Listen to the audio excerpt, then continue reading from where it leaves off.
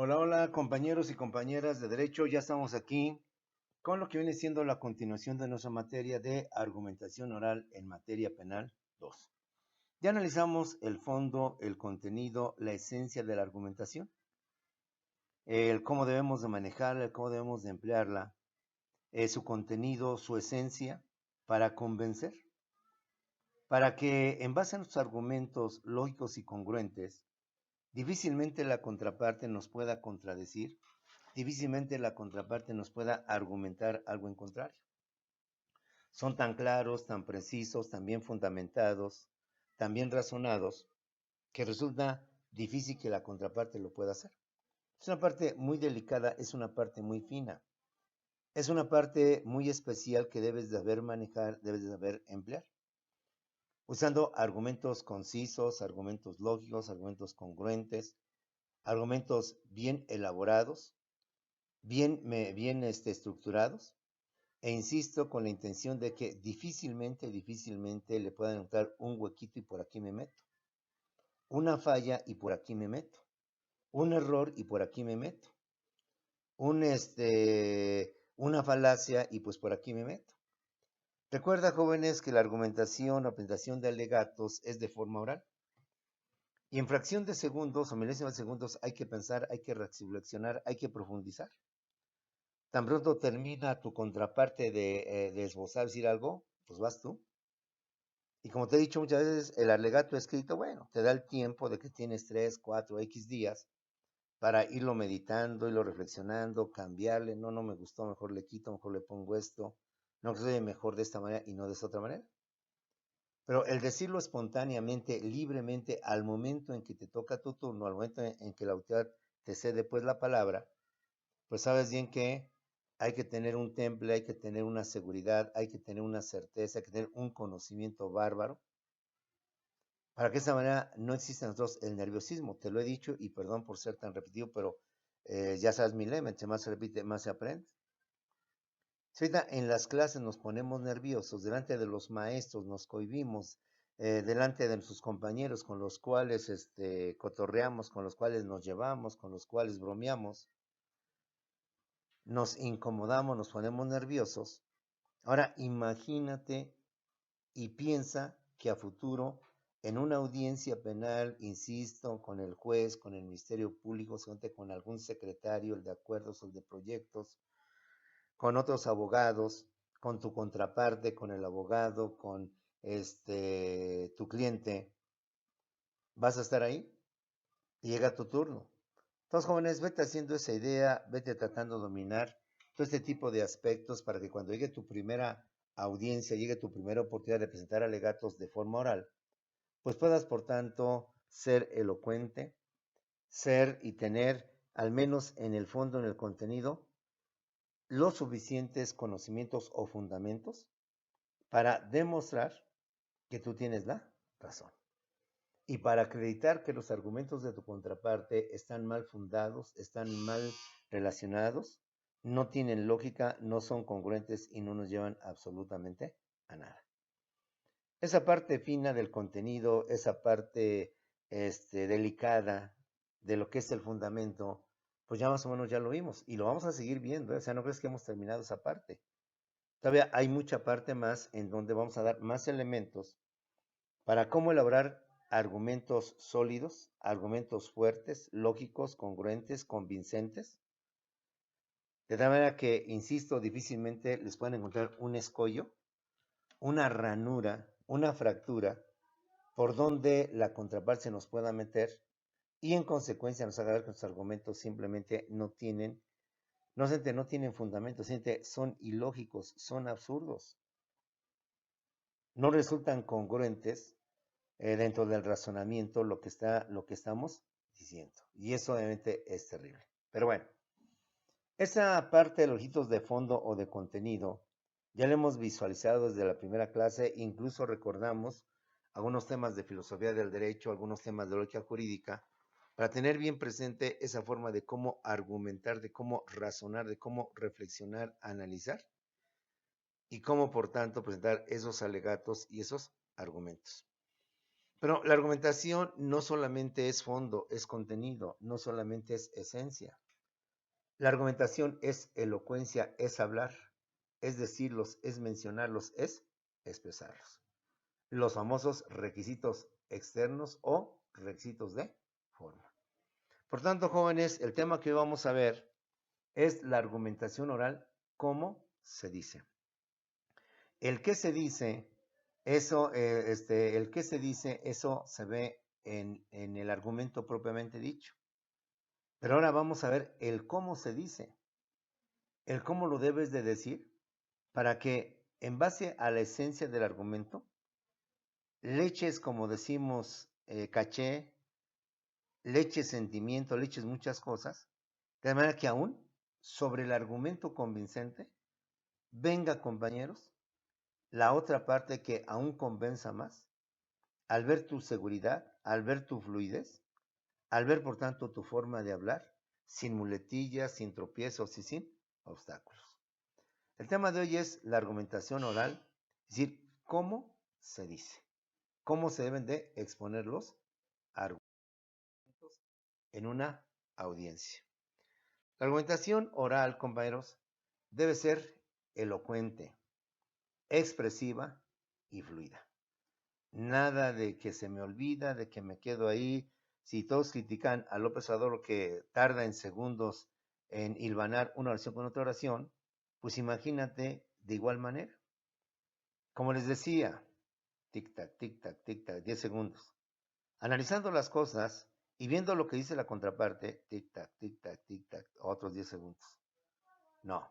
Si bien no hay que ser merolicos y hablar y hablar y hablar y hablar y hablar hasta como dicen, hasta con las orejas, sí tenemos que tener esa cualidad de la fluidez. De ser elocuentes, compañeros. Ponerle énfasis, ponerle emotividad a lo que estamos diciendo. No nada más hablar por hablar como si estuvieras platicando, como si estuvieras susurrando, murmurando algo al oído de la persona. Estás ante una audiencia, en una audiencia, estás ante un público, 4, 5, 10, 12, 20 integrantes, y más si es una audiencia pública, imagínate, en esa audiencia pública el auditorio entre personas, entre abogados, entre periodistas, entre lo que tú quieras. Quiero estar oyendo y escuchando tus argumentos, independiente de tus argumentos, qué es la esencia, qué es lo fundamental, qué es lo básico, tus razonamientos lógicos y congruentes, tu forma de expresión, tu forma de hablar, tu forma de decir las cosas, de mencionar las cosas, de expresarlas, haciendo el énfasis, haciendo la emotividad que debe de acompañar a tus argumentos, a tus palabras, a tus fundamentos. La argumentación oral, por tanto, compañeros, debe ser elocuente, debe ser muy expresiva y debe ser fluida. Lo cual no significa que tengamos que ser unos merolicos, barabara, pásale marchanta, mira qué oferta, qué bonito, 2 por 1. No. Tampoco llegar a esos niveles, ¿sí? La expresión oral, lo importante, compañeros, no es lo que se dice, porque eso ya está dentro de lo que es la argumentación propiamente dicha, dentro de lo que viene siendo los requisitos de fondo o de contenido. Lo importante no es lo que se dice, sino cómo se dice, cómo vas a expresarlos, cómo vas a hablarlos. Si vas a estar ante una audiencia, tienes que ser elocuente, convincente, seguro de tus palabras, de cómo hablas, de cómo dices. Entonces, compañeros, hay que enseñarlos a hablar en público. Te he dicho desde que te conozco que todos somos oradores en potencia. Tenemos esa virtud de ser grandes oradores. Pero por nervios, porque somos muy cohibidos, por lo que tú quieras, nunca sacamos a flote ese orador que llevamos dentro. Ese expositor elocuente, sagaz, vivaz, que logra convencer, logra atraer multitudes y logra que las multitudes lo estén escuchando, lo estén oyendo. Y que difícilmente haya gente que bostece, que se duerma o que se canse de todo ello. Insisto lo que te he dicho, compañeros. Hace que pareciera esto que las diapositivas, que las películas y todo eso. Yo conocí a los reales, verdaderos y auténticos exponentes o expositores o conferencistas. He ido a conferencias donde el dichoso conferencista pues te pasa diapositivas, te pone videos, interviene que tres cosas y pues no, discúlpame, pero pues no. Pero cada quien tiene su criterio y respeto. E insisto, yo conocí a Ignacio Burgoa Orihuela, el padre o el abuelo del amparo, el papas fritas del juicio de amparo. Obviamente ya falleció. La máxima autoridad en los años 60, no, 70, 80 y 90 del juicio de amparo. Lo que él decía era verdad de Dios, era un especialista en cuestiones de amparo. De hecho, tiene varios libros, garantías individuales, garantías constitucionales, el juicio de amparo. Él inclusive al juicio de amparo directo e indirecto le llamó el juicio de amparo uninstancial y biinstancial, o sea, creó esa notación, pero no pegó, no prosperó. Donde no había como ahora tanta tecnología para hacer un video, sino una camarita, donde pues nada más lo que enfocaba era, pues ahí, quietecita, enfocabas la cara, de repente le movías ahí, lo acercabas la cara, la alejabas, volteabas tantito la cámara y tomabas sus libros, su biblioteca, sus manos y ya, sin nada de que te ponieran imagen, nada que te ponieran nada. Y te hablaba con una fluidez, con una exquisitez, con un conocimiento bárbaro, que te reitero, ese curso de amparo lo llevé en el Registro Público de la Propiedad y el Comercio de la Ciudad de México, que está ahí en el Monumento a la Madre, que está ahí entre Reforma e Insurgentes, y un auditorio pequeño, no sé cuánto espacio sea, pero que se atiborró, se llenó el auditorio. De hecho, los pasillos, las escaleras quedaron completamente cubiertas, ahí todos sentados, parados en las laterales.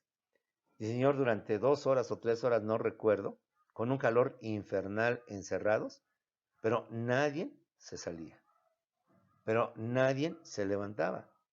Y no creas que por vergüenza o por no había forma de salir, porque era tan interesante su charla, su plática, tan elusiva, eh, tan clara y tan llena de conocimientos, que el señor nada más se dedicaba a hablar, hablar, hablar. Nada de que tenía un texto, se ponía a leer, como luego hoy muchos conferencistas hacen y se ponen a leer, y después pasan ahí diapositivas, o en la diapositiva ahí ponen el texto y ponen a leerlo. No, no, no, bárbaros, ¿eh?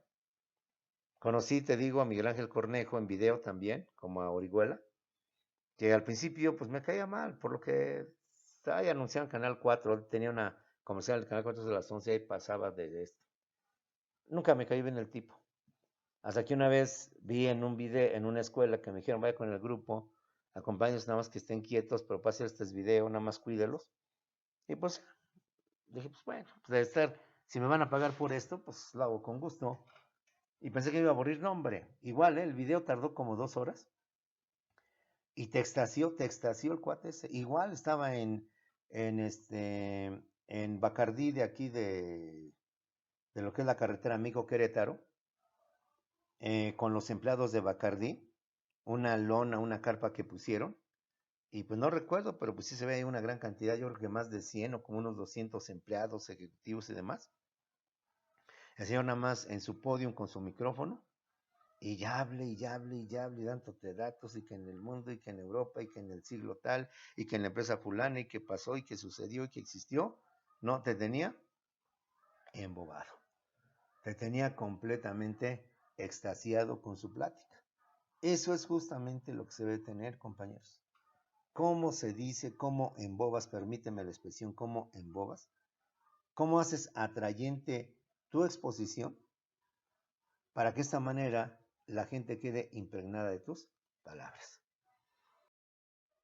Vamos a ver las habilidades básicas en la litigación oral o habilidades argumentativas en juicios orales, como le quieras llamar. Algunos autores le llaman las habilidades básicas en la litigación oral, algunos otros le llaman las habilidades argumentativas en juicios orales. Se refieren a las cualidades de la expresión oral, a los requisitos de forma o exposición de la argumentación. Es decir, se refieren a cómo se dicen los argumentos o cómo se deben decir los argumentos. En cuanto al contenido o qué es lo que se debe decir, ya lo vimos y lo hemos remarcado desde el curso anterior, y lo hemos analizado desde diferentes puntos de vista y aún vamos a seguir viendo más de ese tema. Pero ahorita el cómo se dice, el cómo debemos de hablar, el cómo debemos de decir las cosas, es lo que ahora, compañeros, tenemos que visualizar. Para esto se requiere que el abogado tenga habilidades básicas en la litigación oral o habilidades argumentativas en juicios orales. Se refieren a las cualidades de la expresión oral, a los requisitos de forma o exposición de la argumentación. Se refiere a las habilidades fundamentales que deben tener los abogados en la litigación oral o juicios orales, como son la dicción o articulación, la fluidez, la claridad, la coherencia, el vocabulario o léxico, el volumen, el ritmo, la entonación o modulación, la emotividad, las pausas, las muletillas, las posturas, el lenguaje mímico o corporal y las gesticulaciones. Como puedes ver, son muchas, son varias. Y todo esto, permíteme decírtelo, compañero, desde secundaria y desde preparatoria lo vieron. En sus clases de español, en sus clases de taller de lectura y redacción, en sus clases de comunicación oral y escrita, en sus clases de más o menos de este tipo. Ahí nos enseñaron todo eso, pero lamentablemente, nunca le pusimos atención. Nunca nos llamó la atención. De hecho, también muchas veces en los eventos cívicos que tenían las escuelas, pues buscaban a la persona que mejor leyera una poesía, la persona que mejor se escuchara la forma de interpretar una poesía, y así por el estilo. Soy compañeros, vamos a arrepentirnos de haber odiado esas materias, gramática, español, lectura y redacción, comunicación oral y escrita y todo lo que implicaba. Porque ahora es requisito fundamental que tu abogado tengas todas estas cualidades de expresión oral en un solo instante, en un solo momento, para convencer y persuadir a quienes te escuchan que lo que tú dices es irrefutable, que lo que tú mencionas es verdadero y que difícilmente tu contraparte o alguien más lo puede echar para abajo, lo puede contradecir. Se refiere a las habilidades fundamentales que deben tener todos los abogados en la litigación oral o juicios orales. Es decir, todos los abogados, tarde o temprano tienes que comparecer en audiencia, tarde o temprano tienes que presentar tus argumentos, tus alegatos de forma oral, de forma verbal. Insisto, ante el juez, secretarios, abogados, postulantes, pasantes, invitados, víctima o partes, actor, demandado y todos aquellos que necesiten estar en dicha audiencia. Más si estás dentro de una audiencia pública. Debes de tener dicción o articulación, fluidez, claridad, coherencia, vocabulario o léxico, volumen, ritmo, entonación o modulación, emotividad, pausas, sin muletillas, posturas, lenguaje mímico y gesticulaciones. ¿Sí? Ve ahí en la diapositiva aparece un expositor. Pues la postura, como tú puedes ver, pues es una postura elegante, una postura correcta, una postura pues que hace ver la seguridad justamente del exponente. Empecemos pues por analizar cada uno de estos elementos que debes ir también tú desarrollando, debes ir tú también visualizando y debes ir aprendiendo. Y la mejor forma de aprender esto, independientemente de lo que te voy a decir, es, insisto, lee a partir de, desde mucho antes que ahora, lee diariamente. Lee solamente, nada más es eso. La clave para ser un buen orador, créeme, comeros, no es, ¿saben qué? Cómprate el manual del buen orador, cómprate el libro de cómo hablar en público, cómprate el libro Reglas para una exposición oral. No, la única clave es ponte a leer mucho, mucho, mucho. Empieza con poesía con una regla muy elemental. Respeta los signos ortográficos de puntuación. Y cada vez que encuentres un signo de puntuación, coma, punto y aparte, punto seguido, entrecomillado, entre paréntesis, pausa, pausa, pausa. Y solita la lectura, te va a ir dando la emotividad, te va a ir dando el ritmo, el volumen, para que subas, bajes de volumen, para que le pongas emotividad, guardes, hagas pausa, guardes silencio, retomes tu exposición con menos emotividad, como dando a entender que hay sufrimiento o que es un dolor muy fuerte, o al revés, enjundioso, alegre, en fin. Todo eso es la lectura. ¿Qué es lo que debes de tener, compañeros, en tus exposiciones? La dicción o articulación. La dicción significa pronunciar correcta y debidamente, con toda nitidez o perfección, las palabras que empleamos en nuestros argumentos. Eso es muy importante. Jurisdicción. No, o sea, imagínate decir jurisdicción. ¿Cómo jurisdicción? Decir el púpilo. ¿Cómo el púpilo? ¿Sí? Decir el cónyuge. El cónyuge. ¿Cómo el cónyuge? El cónyuge, perdón. Entonces, como puedes ver, un aspecto muy importante dentro de la forma, dentro del modo, dentro de el cómo se dice, es pronunciar correcta y debidamente, con toda nitidez, claridad o perfección, las palabras que empleamos en los argumentos para convencer y persuadir. Sobre todo, las de carácter técnico profesional propio del lenguaje jurídico. Y a esas alturas, en séptimo semestre o en octavo cuatrimestre, ya tienes una gran cantidad de palabras que has venido aprendiendo en derecho civil, derecho penal, derecho constitucional, derecho administrativo, derecho X, que te permiten, por tanto, tener un bagaje, tener todo un léxico o vocabulario de palabras que para ti ya debes de pronunciar correctamente. Acuérdate que nosotros ya tenemos el pues sí, el entonces, el quién sabe, el lo peor, el aiga, el maestro, y no sé cuántos errores tenemos. Y todos, dije todos, no diciendo ustedes, se habló de que todos. Entonces, de igual manera, y no sé cuántas más que nos da flojera pronunciarlas o ya tenemos ese mal hábito de decirlas mal, ¿sí? Entonces, ¿qué? Entonces, ¿qué? ¿Cómo entonces qué? Entonces, ¿qué? ¿Sí? Pero ya tenemos ese mal hábito de pronunciación, de dicción. Entonces, un elemento fundamental es pronunciar con toda nitidez, con toda claridad, las palabras. Máxime que se dificultan constantemente en lo que viene siendo nuestra profesión. La dicción es la forma concreta y correcta de emplear las palabras.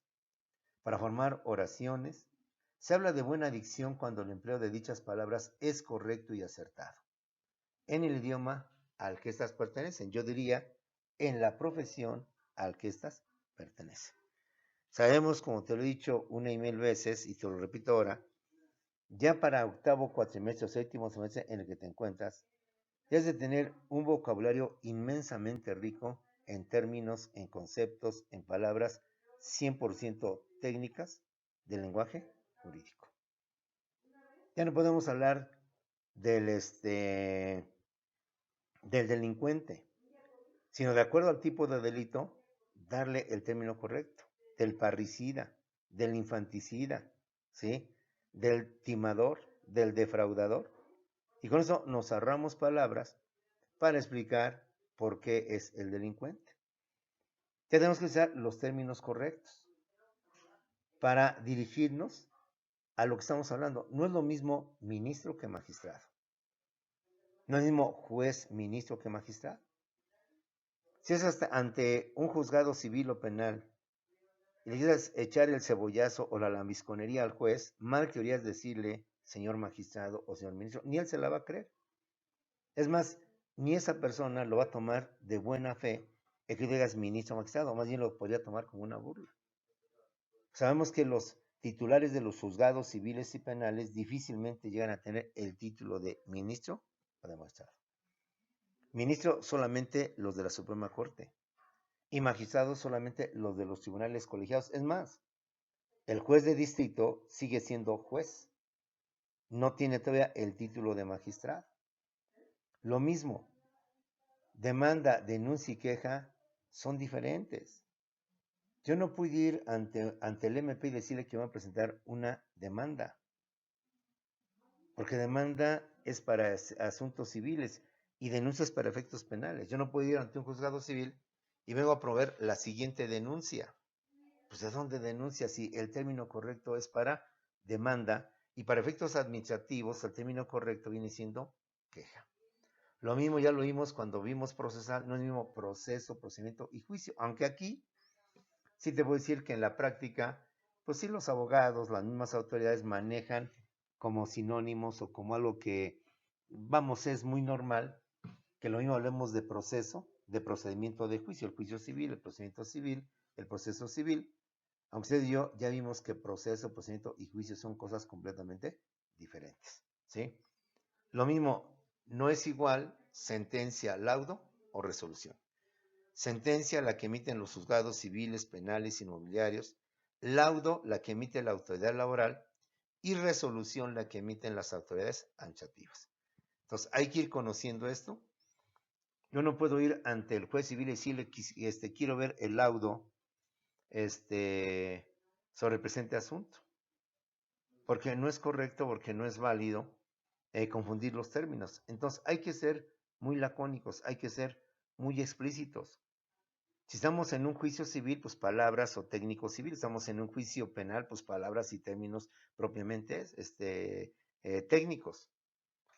Y con motivo de la demanda que presentó aquí la presunta víctima u ofendido, ¿cómo la demanda? La denuncia. Se inició la averiguación previa. ¿Cómo averiguación previa? La averiguación previa ya no existe. Se llama carpeta de investigación. Entonces, imagínate si no tienes esa forma de emplear las palabras correctas dentro de lo que vienen siendo tus procesos y máxime en tus alegatos. Porque al final si lo utilizas en una demanda, una canción de demanda, por eso pues ahí quedó. Lo van a saber nada más tú, tu contraparte, el juez y los secretarios. Pero en una audiencia oral lo van a saber todos los que están ahí presentes cómo estás manejando tus términos. No es lo mismo bien mueble o bienes muebles que bienes inmuebles, ni mucho menos los bienes mostrencos que los bienes vacantes, ¿sí? Entonces, cuando tu contraparte hable de los mostrencos o hable de los vacantes, pues tú debes saber a qué se refiere y no estar ahí buscando en el diccionario, buscando en el internet, buscando en el celular qué es un mostrenco y qué es un vacante. De esta manera, su señoría se considere que, tratándose de un bien mostrenco, no procede a la prescripción. Híjole, pues ¿qué me dijo? ¿Y es español? ¿Y es idioma que tú y yo hablamos? ¿No es inglés ni es francés? Solicito, por tanto, que el bien mostrenco no es objeto de prescripción, que los mostrencos no son objeto de prescripción. Fíjate nada más, con estas 4 palabras ya nos ponen a pensar. En cambio, los vacantes sí tienen esa cualidad, pero recordemos que es la precisión adquisitiva y no la negativa. Entonces sale peor el asunto. ¿Qué te está diciendo la contraparte con mostrencos, vacantes, prescripción positiva, prescripción negativa? ¿Sí? No es lo mismo delito doloso que delito culposo. Imagínate, en materia penal, en una audiencia, en tus argumentos, tratarse de un delito culposo y tú lo estás manejando como un delito doloso o viceversa. Pues que el abogado no conoce el Código Penal, que el abogado no conoce los delitos, cuáles son los dolosos, cuáles son los culposos. Lo que se mencionaba, la evaluación previa, y es un término que ya pasó a la historia, como la policía judicial o la agente judicial. Estos términos ya, para bien o para mal, desaparecieron. O sea, la de carpeta de mediación, ejemplo, ya no es Distrito Federal, ya no podemos hablar del Distrito Federal. ¿A dónde vas? ¿Al Distrito Federal? ¿De dónde vienes? ¿Del Distrito Federal? Según que ahora la palabra nueva pues es obviamente Ciudad de México. Ya también ya no son estados, ya son entidades federativas. Que todavía se sigue manejando estado, entidad federativa, o no, acuña bien la palabra entidad federativa, pero te escucharías tú muy bien si empleas el término adecuado. Ejemplo, En mis tiempos se hablaba de recursos humanos. Hoy en la administración ya no se habla de recursos humanos, hoy se habla del capital humano. Entonces, imagínate, no es mismo capital humano que recursos humanos. Bueno, es lo mismo, pero el término ya cambió. Un caso muy práctico, muy coloquial, que me pasó. Por ejemplo, cuando nosotros decimos, me echas una llamada. Entonces, una persona me decía, le mando un tono. Yo me quedé con de a 6, me mando un tono. Pues, ¿qué es que me mando un tono? Entonces, como puedes ver, eso es dicción, saber emplear o llevar a cabo el uso correcto de las palabras. Lo mismo, lesiones de primer grado, segundo grado y tercer grado. Hay que tener bien preciso este conocimiento. ¿Cuándo son lesiones de primer grado? ¿Cuándo son lesiones de segundo grado? ¿Cuándo son lesiones de tercer grado? Fíjate que son lesiones de primer grado y tú las empiezas a manifestar, a señalar como lesiones de tercer grado. Y la gente que conoce y sabe a lo que te refieres, pues seguramente se va a estar burlando de ti. ¿Cómo? ¿Cómo que un rasponcito, lesiones de tercer grado? ¿Cómo que una heridita, que más que heridas son unos raspones, son lesiones de tercer grado? Este abogado, ¿de dónde viene? ¿Dónde es? O al revés. Si tú escuchas esto, pues órale, va sobre la otra parte. Y con respeto que se me hace aquí el abogado, tal parece que él no conoce ni sabe lo que son las lesiones de tercer grado. Manifiesta abiertamente, y lo escuchamos todos, que dice que los raspones, tal. Y ahí te luces, aplicas la ironía, ya sabes, la ironía fina, fino, el sarcasmo sutil, para poner evidencia a tu contraparte. No es lo mismo puberto, adolescente que joven.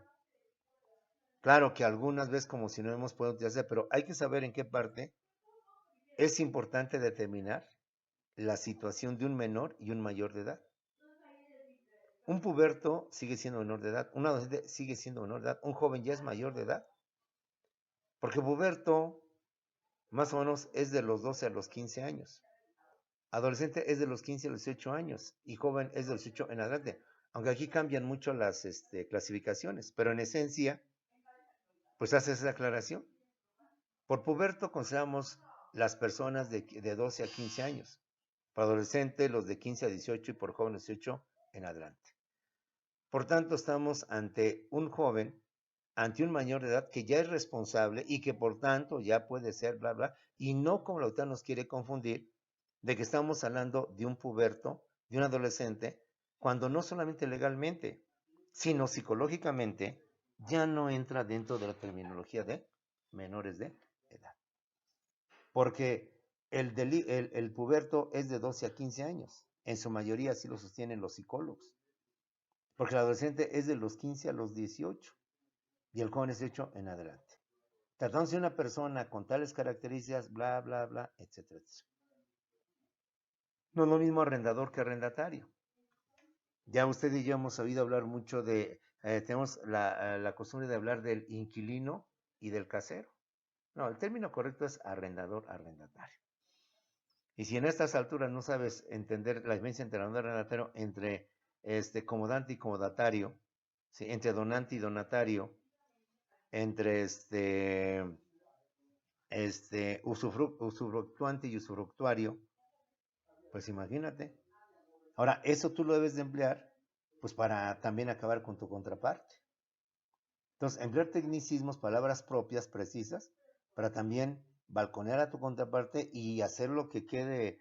Si no conoces estos términos, tú los manejas con mucho conocimiento, con mucha causa, va a ser que tu contraparte pues esté ahí todo hecho pelotas, y qué me dijo y qué señaló y recuerdo esta palabra, pero no sé bien qué es esto otro. De igual manera, salario, sueldo, jornal, honorarios o dieta. Es el pago que se da a las personas que nos prestan un trabajo, nos dan un servicio. Pero salario es para cierto tipo de personas, sueldo para cierto tipo de personas, jornal para cierto tipo de personas, honorario para cierto tipo de personas, dieta también. Entonces, si estás defendiendo a un funcionario público, no puedes hablar de su salario, su sueldo, hablarías de su dieta, claro, el nivel donde se encuentra. Si estás defendiendo a un doctor, no puedes hablar de su sueldo, hablarías en todo caso de sus honorarios. En fin, jóvenes, dicción significa pronunciar correcta y debidamente con toda nitidez o perfección. las palabras que empleamos en nuestros argumentos para convencer y persuadir, sobre todo las de carácter técnico profesional propio del lenguaje jurídico. Y aquí ven, imagínate, sí, se me olvidó, ahorita me acuerdo la palabra, no recuerdo bien, bueno, ahorita me acuerdo, ¿te imaginas? Mal. Es la forma concreta y correcta de emplear las palabras para formar oraciones. Se habla de buena dicción cuando el empleo de dichas palabras es correcto y acertado en el idioma al que pertenecen o a la profesión a la que pertenecen. Otro elemento es la fluidez, compañeros. ¿Qué es la fluidez? Significa saber hablar o expresarse de manera fácil y espontánea. Según los escenarios o circunstancias, demanda, contrademanda, réplica, dúplica. Expresarse de manera fácil, espontánea, natural y continua o permanente, sin tropiezos ni muletillas que reflejen su preparación, sagacidad, certeza y seguridad. Tampoco se trata de que seamos unos merolicos. Hablemos y hablemos como pericos y bla, bla, bla, y bla, bla, bla, ¿no? Pero se trata de que no estemos ahí con que, como les decía, porque las leyes y no, o sea, no hay fluidez. Te estás deteniendo, no estás haciendo pausas, no sabes, das a entender que tienes dudas, no sabes qué es lo que quieres decir, qué es lo que das a entender, y entonces eso habla mal, pues de tu elocuencia, habla mal de tu preparación. Entonces se requiere fluidez. Fluidez significa saber hablar o expresar de manera fácil y espontánea, de manera natural y continua. Es decir, no tienes que, no tienes que tanto como hablar de otra manera, sino de forma natural, como tú te expresas, como tú hablas. Fíjate bien cómo en el cotorreo que haces en salón de clase es natural. Hablas, inclusive hasta haces imitaciones de voz, hasta cuentas chascareos, muy natural. Eso mismo debes hacerlo cuando estés en una audiencia, natural, sin nada de verte acartonado, verte ahí robotizado, verte ahí como algo estático, ahí como tipo robot. Y debes de entender que vas a asumir muchas posturas. Unas veces vas a ser aparte del actor, otras vas a ser parte del demandado. Unas veces tú eres el que demandas y otras veces es el que vas a dar contestación o vas inclusive a replicar o a contrademandar. Unas veces vas a estar en la réplica y otras vas a estar en la dúplica. Ahora él te dijo, ahora tú le dices. Ahora tú le dijiste, ahora él te va a decir a ti. Entonces hay que entender en qué momento nos encontramos y qué parte es la que estamos empeñando, si como el actor o el demandado, como el que demanda o el que contesta, como el que demanda o el que contrademanda, como el que está oponiéndose, está replicando o el que está duplicando, compañeros. Sin muletillas, como les decía, y de igual manera, y pues no. Se necesita que reflejen tu forma de hablar, tu preparación, tu sagacidad, tu certeza y tu seguridad. Otro elemento más es la claridad, compañeros. Significa que se van a expresar con propiedad, de manera precisa y objetiva, los conceptos, ideas, pensamientos y argumentos para aumentar la nitidez de los argumentos. Ejemplos: fideicomiso, fideicomitente, fiduciario y fideicomisario. ¿Quién es quién en esta figura de carácter eminentemente mercantil, en esta operación de carácter eminentemente mercantil? Cuando tú hables, no vas a explicar quién es el fideicomisario, el fiduciario, el fideicomitente o el fideicomiso. Das por hecho que los que están ahí, sobre todo tu contraparte, sabe qué es esto. Y si no, tú no les aclares para que entonces los pongas a temblar, los pongas a sudar y los pongas a qué cara que quiso decir. Entonces, tener bien preciso y bien claro, no confundir fideicomitente con fiduciario, ni fiduciario con fideicomisario. Porque no es lo mismo fiduciario que fideicomisario, ni fideicomisario que fideicomitente, ni mucho menos fideicomitente que fideicomiso. Y no son juegos de palabras. Simplemente se requiere claridad. A ver. Me habla usted del fideicomisario y del fiduciario. Por fin, ¿Es el fiduciario o el fideicomisario el que recibe las utilidades del fideicomiso? Porque no me quedó claro cuando aquí el abogado habla que el fiduciario y el fideicomisario recibieron las utilidades. O sea, no puede ser. Quien recibe las utilidades es uno solo. Yo le pregunto, abogado, ¿quién es el que recibió las utilidades? ¿El fiduciario o el fideicomisario? ¿Eh? Y si la persona no sabe distinguir entre fiduciario y fideicomisario, o le echas más, o no, o más bien no se refiere usted al fideicomitente, abogado, que nada tiene que ver, pero le estás echando un cabuz para que la persona se confunda más y la persona, señores, pues ni el mismo abogado sabe cómo está el asunto por el cual el señor en su carácter tal y el otro en su carácter tal tienen ese problema. No es lo mismo avalista que avalado. ¿Quién es en un aval? ¿Quién es el avalista? ¿Quién es el avalado? Por lo general, el aval se utiliza en los títulos de crédito, porque para efectos de contratos o todo de arrendamiento se utiliza el fiador y no el aval.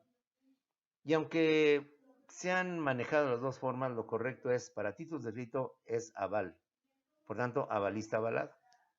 Y para efectos de contratos o todo de arrendamiento, lo correcto no es aval, avalista avalado, sino el fiador. ¿Sí? Y en consecuencia, pues hacer eso, inclusive esa aclaración. Perdón, si hablamos de título de crédito, estamos hablando del avalista, más no del fiador. De igual manera, los títulos de crédito, girado, girador y beneficiario. Librado, librador y beneficiario. El girado, ¿dónde se utiliza? Y el librado, ¿dónde se utiliza? El librado, librador es para los cheques. El girado y girador es para la letra de cambio. ¿Sí? Y para el pagaré es el suscriptor y el beneficiario. Entonces, como puedes ver, hay que saber emplear correctamente. Si hablo de cheques, yo no puedo hablar de girado o girador. Lo correcto es librado y librador. Si hablo de letra de cambio, lo correcto es girado, girador y no es librado ni librador. Decía hace rato, la prescripción positiva y la prescripción negativa. Las dos tienen la palabra prescripción, pero una es para las obligaciones y el otro es para adquirir bienes. Entonces, ¿cuál es una y cuál es la otra? Entonces emplea este tipo de argucias para descontrolar a tu contraparte si es que no tiene bien precisos los conceptos. O échale, como te dije hace rato, un arcabuz ahí, una trampa. Usted habla del fiduciario y fideicomisario, pero no nos precisa. Entonces, sí nos gustaría, o me gustaría en lo personal, y aquí a la audiencia que nos precise si el señor Pérez es el fiduciario o es el fideicomisario, porque no le entendí. Perdóneme usted, abogado. O en todo caso, a lo mejor más bien se refiere al fideicomitente, que tú sabes que de plano nada tiene que ver, pero le revientas eso para que aún siga más confundido, siga más perdido, y por tanto no sepa ni qué pueda tanto responder. Acuérdate, no es lo mismo el aluvión que la abulsión, la retroactividad que la irretroactividad. En consecuencia, jóvenes, ya a estas alturas, séptimo cuatrimestre, octavo cuatrimestre, ya tu lenguaje, tu babaje, tu forma de expresión ya ser más fluida, más concreta, más profesional, más técnica, más nítida, más clara y más profunda. Ya no manejar el lenguaje simple, el lenguaje llano, sino el lenguaje profesional, el lenguaje técnico, el de los tecnicismos y el de los neologismos. ¿Eh? Si vas en clase presencial, te diría, ¿y qué es un tecnicismo y qué es un neologismo? Y dame un ejemplo de tecnicismo y un ejemplo de neologismo para efectos legales. El otro, compañeros, es que debemos de emplear los recursos necesarios, como son adjetivos, sinónimos, figuras literarias para fortalecer la nitidez de los argumentos, compañeros. Recuerda que el idioma español es muy rico en palabras sinónimas. Ya hemos hablado, compañeros, que en un momento determinado puedo utilizar una gran cantidad de palabras para referirme. No sé, juzgado, juzgado, tribunal, juez, juzgador, inquisidor. No sé cuántas otras palabras más podemos utilizar para que de esta manera le demos mayor fluidez, mayor conocimiento a lo que viene siendo justamente nuestra exposición. Sea pues, compañeros, estos elementos que hay que tener presentes para que usted pueda mucho mejor ser convincente, ser elocuente en lo que vienen siendo sus argumentos orales. No solo es el contenido quizás es lo fundamental. Que tu argumento esté bien fundamentado, que tus alegatos estén bien en contenido, pero a eso acompáñale también la elocuencia, la oralidad, a través de estos elementos que hoy hemos analizado, fluidez, claridad y todo lo demás que implica vocabulario o léxico. Nos vemos en la siguiente clase en unos segundos para continuar con este tema, compañeros.